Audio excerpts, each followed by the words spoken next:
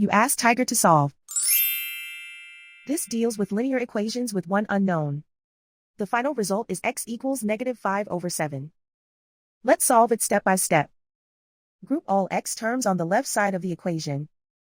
Subtract 12x from both sides. Group like terms. Simplify the arithmetic. Group like terms. Simplify the arithmetic.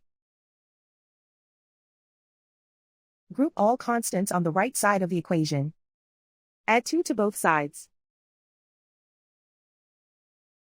Simplify the arithmetic.